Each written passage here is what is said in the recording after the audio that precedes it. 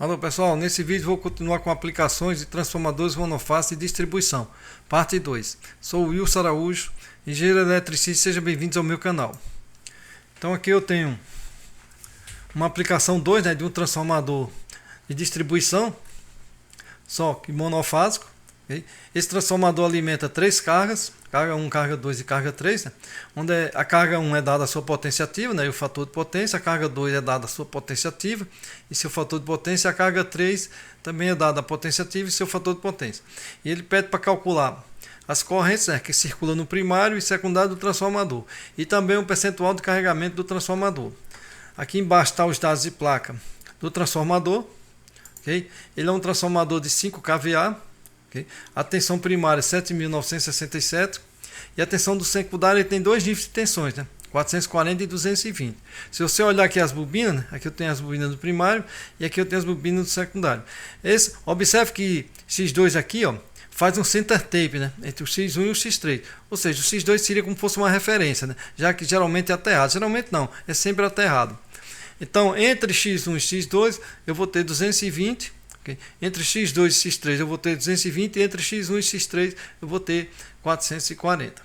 Então voltando aqui, aqui está o transformador. Aqui eu tenho a tensão do primário, que vem dessa fase aqui, por exemplo, da fase A, e o outro terminal aqui é aterrado. Então aqui eu tenho a tensão no primário do transformador e aqui eu tenho o center tape, que é aterrado, e aqui as tensões. E aqui está a distribuição das cargas. A carga 1 ela está entre X1 e X2, que seria esse L1 e o neutro aqui. A carga 2 está entre X3 e X2, que é o neutro. Está aqui, que é 220 também. E a carga 3, que está entre L2 e L1, é exatamente entre X1 e X3, que é o 440 volts. Então aqui está o transformador de distribuição com duas buchas, H1 e H2T. H1 é ligado em uma das fases, H2T é aterrado. Aqui está o núcleo do transformador, com suas espiras. Aqui eu tenho as espiras primárias, aqui eu tenho as espiras secundárias, aqui está o center tape. Okay? E aqui está o desenho esquemático dele, onde o X2 aqui é aterrado. Entre X1 e X2 vamos ter tensão. Entre X2 e X3 também seria a mesma tensão. E entre X1 e X3 tem a soma das duas tensões, que está entre X1 e X2 e entre X2 e X3. Aqui eu tenho as tensões padronizadas no secundário, a gente está utilizando essa aqui, 440, 220. Então aqui eu tenho entre X1 e X2 220, X2, X3 220 e X1 e X3 440. Mas posso ter também essas outras tensões aqui, 254, 127. Está distribuído aqui, mostrando como se distribui as tensões. Aqui está 240, 120 e 230, 115 volts. Então tem esses 4 níveis de tensões aí, padronizada, Então, iniciando os cálculos, eu vou iniciar o cálculo pela carga 1.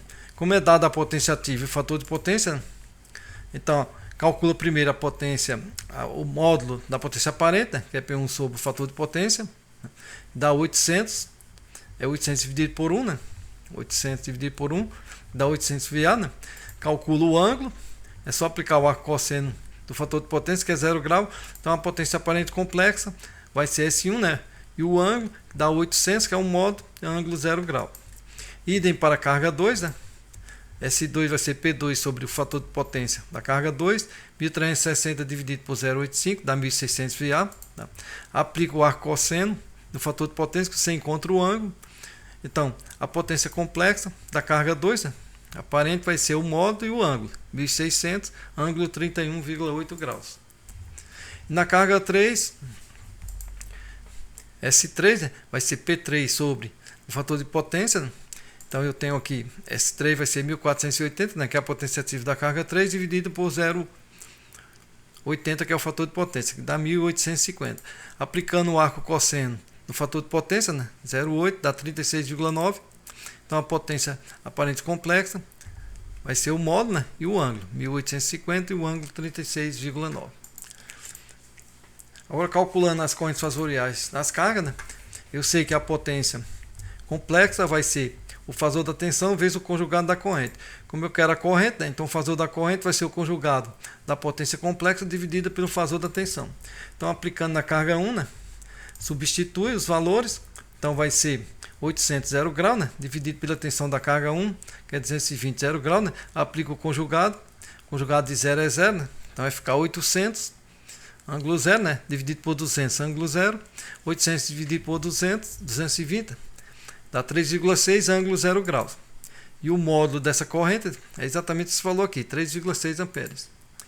Então na carga 2, né, eu tenho que vai ser o conjugado, né, de 1.600 ângulo 31,8 graus, né, dividido por 220, né, que é a tensão aplicada na carga 2.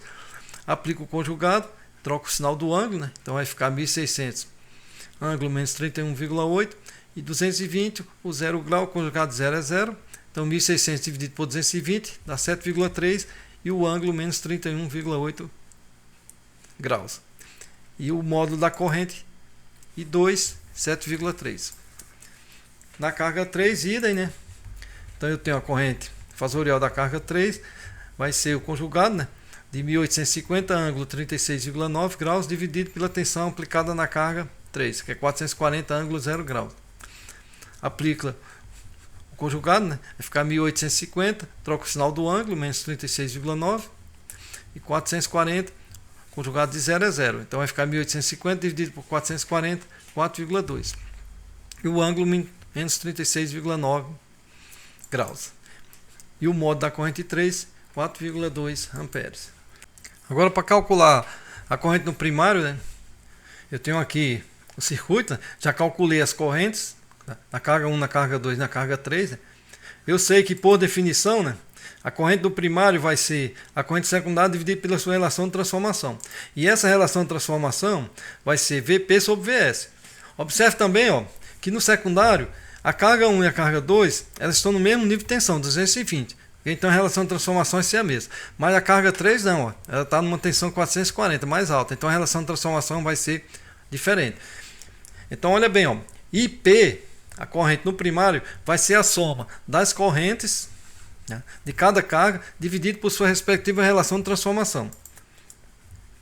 Então aqui eu vou ter IP igual a I1, né, dividido por 7.967, que é essa tensão no primário, dividido pela tensão aplicada na carga 1, que é 220.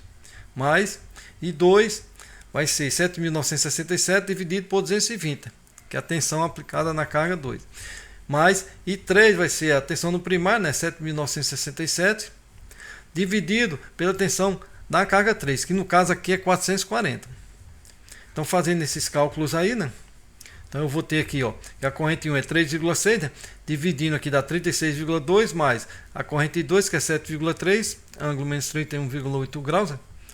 A relação de transformação aqui também é a mesma, 36,2 mais o I3, né, 4,2 ângulo menos 36,9, só que agora a relação de transformação aqui, ó, é 18,1. Fazendo esses cálculos aí, né, então eu obtenho que IP vai ser igual essa divisão aqui, né, dá 0,099 ângulo 0 grau, mais essa divisão aqui dá 0,202 ângulo menos 31,8 graus, mais essa divisão aqui 4,2 dividido por 18,1 dá 0,232 ângulo menos 36,9 graus. Ou seja, eu tenho três correntes fasoriais. Preciso somar essas correntes, né? Quando eu somo, eu obtenho que o módulo dessa corrente, né, que é a corrente primária, vai ser 0,44 e o ângulo menos 33,8 graus. Então o módulo da corrente do primário, né, vai ser 0,44. Agora ele pede o carregamento. Como eu tenho a tensão de entrada e tenho a corrente no primário, né, então eu tenho essa potência aqui de entrada, ó, que é Vp vezes IP, okay? Que é a tensão do primário multiplicado pela corrente do primário e dá a potência que está sendo injetada aqui no primário, que está indo para o secundário, né? Então, pegando essa tensão, né, 7.967 vezes 0,44 dividido por 5.000, né, que é a potência nominal do trafo. Então aqui, esse produto aqui dá 3.505,48, né, dividido por 5.000 vezes 100, o carregamento do transformador 70,1%, ou seja, ainda tem uma sobra aí de quase 30%, ok? Então se gostaram do vídeo, deixe seu like, né, se inscreva no canal, né, compartilhe o vídeo, tá? E se for o caso, comente. E lembre-se, invista em conhecimento sempre. Obrigado.